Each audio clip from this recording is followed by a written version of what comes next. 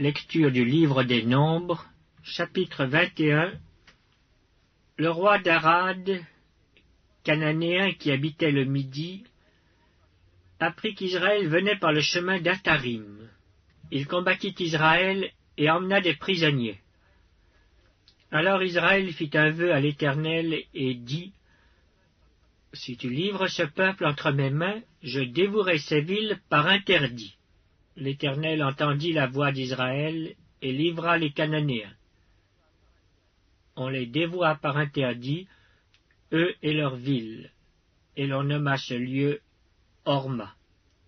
Ils partirent de la montagne de Hor par le chemin de la mer Rouge pour tourner le pays d'Édom. Le peuple s'impatienta en route et parla contre Dieu et contre Moïse. « Pourquoi nous avez-vous fait monter hors d'Égypte, pour que nous mourions dans le désert? Car il n'y a point de pain et il n'y a point d'eau, et notre âme est dégoûtée de cette misérable nourriture. » Alors l'Éternel envoya contre le peuple des serpents brûlants. Ils mordirent le peuple, et il mourut beaucoup de gens en Israël. Le peuple vint à Moïse et dit : « Nous avons péché, car nous avons parlé contre l'Éternel et contre toi. Prie l'Éternel afin qu'il éloigne de nous ces serpents. » Moïse pria pour le peuple. L'Éternel dit à Moïse : « Fais-toi un serpent brûlant, et place-le sur une perche. Quiconque aura été mordu et le regardera conservera la vie. » Moïse fit un serpent d'airain et le plaça sur une perche. Et quiconque avait été mordu par un serpent et regardait le serpent d'airain conservait la vie. Les enfants d'Israël partirent et ils campèrent à Oboth. Ils partirent d'Oboth et ils campèrent à Ijé-Abarim, dans le désert qui est vis-à-vis de Moab, vers le soleil levant. De là, ils partirent et ils campèrent dans la vallée de Zéred. De là, ils partirent et ils campèrent de l'autre côté de l'Arnon qui coule dans le désert, en sortant du territoire des Amoréens. Car l'Arnon est la frontière de Moab, entre Moab et les Amoréens. C'est pourquoi il est dit dans le livre des guerres de l'Éternel : Vaeb en Supha, et les torrents de l'Arnon, et le cours des torrents qui s'étend du côté d'Ar et touche à la frontière de Moab. De là, ils allèrent à Béer.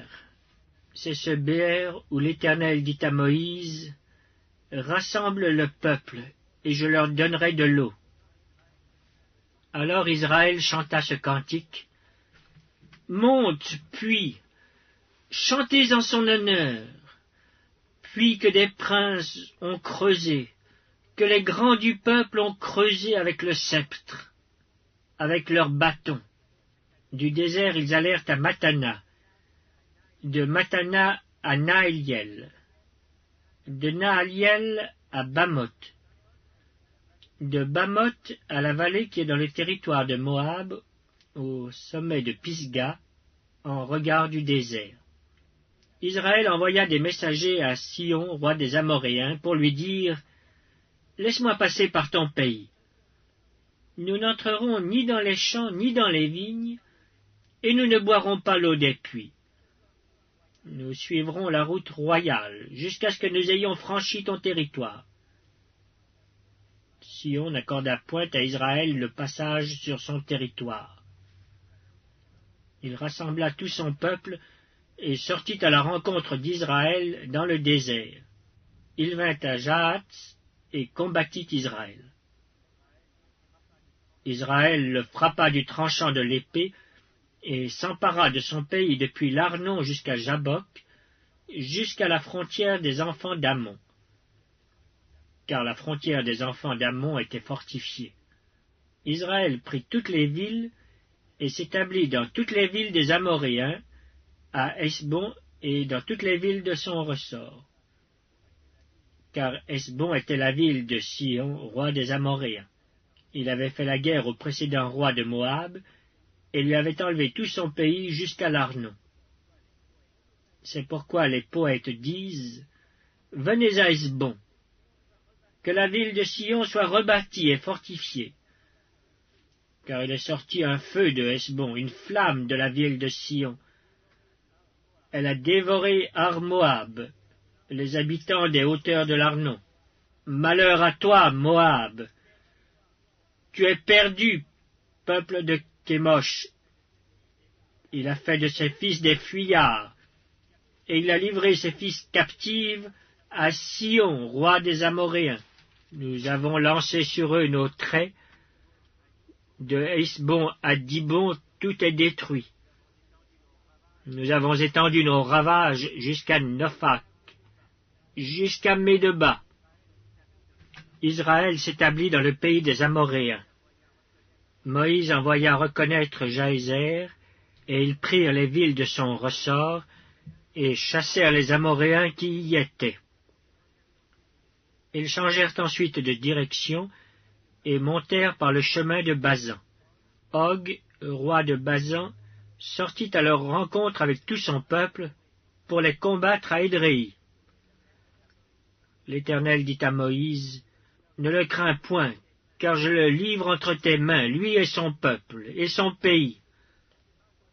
Tu le traiteras comme tu as traité Sion, roi des Amoréens, qui habitait à Hesbon. » Et ils le bâtirent, lui et ses fils, et tout son peuple, sans en laisser échapper un seul, et ils s'emparèrent de son pays. Lecture du livre des Nombres, chapitre 22.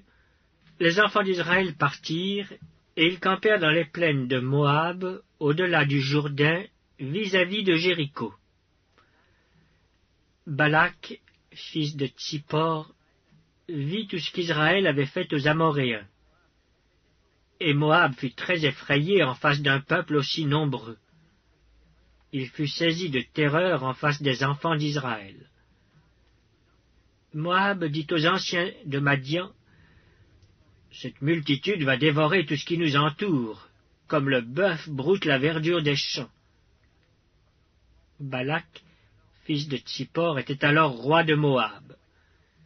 Il envoya des messagers auprès de Balaam, fils de Béor, à Pétor sur le fleuve, dans le pays des fils de son peuple, afin de l'appeler et de lui dire, « Voici, un peuple est sorti d'Égypte.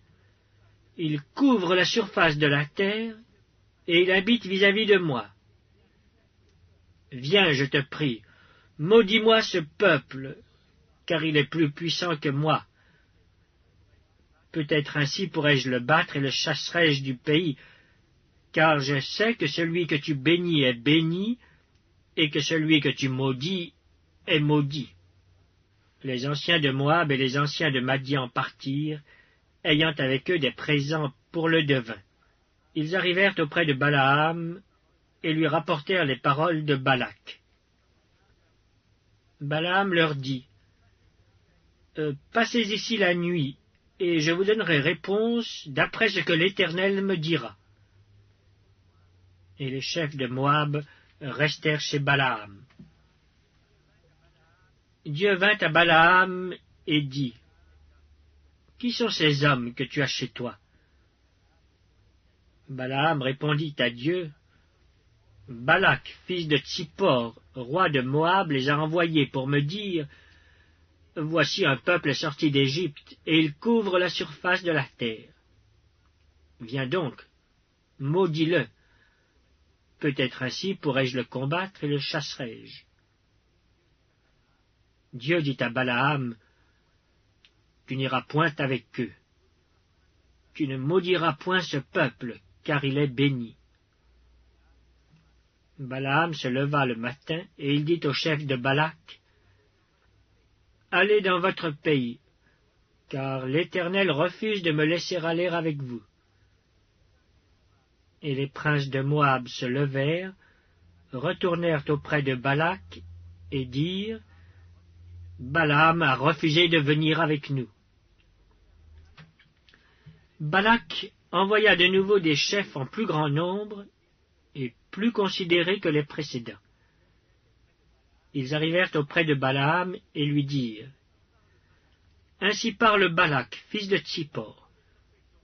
Que l'on ne t'empêche donc pas de venir vers moi, car je te rendrai beaucoup d'honneur, et je ferai tout ce que tu me diras. Viens, je te prie, maudis-moi ce peuple. » Balaam répondit et dit au serviteur de Balak, « Quand Balak me donnerait sa maison pleine d'argent et d'or, je ne pourrais faire aucune chose, ni petite, ni grande, contre l'ordre de l'Éternel mon Dieu. Maintenant, je vous prie, restez ici cette nuit, et je saurai ce que l'Éternel me dira encore. » Dieu vint à Balaam pendant la nuit et lui dit, « Puisque ces hommes sont venus pour t'appeler, lève-toi, va avec eux. Mais tu feras ce que je te dirai. »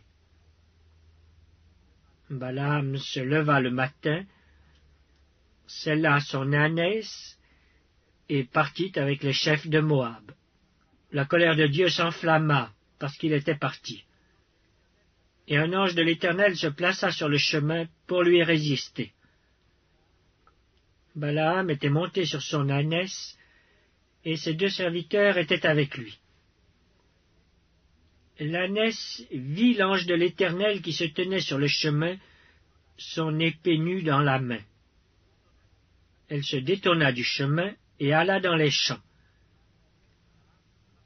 Balaam frappa l'ânesse pour la ramener dans le chemin. L'ange de l'Éternel se plaça dans un sentier entre les vignes, et il y avait un mur de chaque côté. L'ânesse vit l'ange de l'Éternel. Elle se serra contre le mur et pressa le pied de Balaam contre le mur. Balaam la frappa de nouveau. L'ange de l'Éternel passa plus loin et se plaça dans un lieu où il n'y avait point d'espace pour se détourner à droite ou à gauche. L'ânesse vit l'ange de l'Éternel, et elle s'abattit sous Balaam. La colère de Balaam s'enflamma, et il frappa l'ânesse avec un bâton. L'Éternel ouvrit la bouche de l'ânesse, et elle dit à Balaam, « Que t'ai-je fait pour que tu m'aies frappé déjà 3 fois ?» Balaam répondit à l'ânesse, « C'est parce que tu t'es moqué de moi. Si j'avais une épée dans la main, je te tuerais à l'instant. » L'ânesse dit à Balaam, « Ne suis-je pas ton ânesse, que tu as de tout temps monté jusqu'à ce jour? Ai-je l'habitude de faire ainsi? » Et il répondit, « Non. » L'Éternel ouvrit les yeux de Balaam, et Balaam vit l'ange de l'Éternel qui se tenait sur le chemin, son épée nue dans la main. Et il s'inclina et se prosterna sur son visage. L'ange de l'Éternel lui dit, « Pourquoi as-tu frappé ton ânesse déjà 3 fois? Voici, je suis sorti pour te résister, car c'est un chemin de perdition qui est devant moi. L'ânesse m'a vu, et elle s'est détournée devant moi déjà 3 fois. Si elle ne se fût pas détournée de moi, je t'aurais même tué, et je lui aurais laissé la vie. » Balaam dit à l'ange de l'Éternel, « J'ai péché, car je ne savais pas que tu te fusses placé au-devant de moi sur le chemin. Et maintenant, si tu me désapprouves, je m'en retournerai. » L'ange de l'Éternel dit à Balaam, « Va avec ces hommes, mais tu ne feras que répéter les paroles que je te dirai. » Et Balaam alla avec les chefs de Balak. Balak apprit que Balaam arrivait, et il sortit à sa rencontre jusqu'à la ville de Moab, qui est sur la limite de l'Arnon, à l'extrême frontière. Balak dit à Balaam, « N'ai-je pas envoyé auprès de toi pour t'appeler? Pourquoi n'es-tu pas venu vers moi? Ne puis-je donc pas te traiter avec honneur? » Balaam dit à Balak, « Voici, je suis venu vers toi. Maintenant me sera-t-il permis de dire quoi que ce soit? » je dirai les paroles que Dieu mettra dans ma bouche. » Balaam alla avec Balak, et ils arrivèrent à Kirjath-Hutsot. Balak sacrifia des bœufs et des brebis, et il en envoya à Balaam et aux chefs qui étaient avec lui. Le matin, Balak prit Balaam et le fit monter à Bamoth-Baal, d'où Balaam vit une partie du peuple.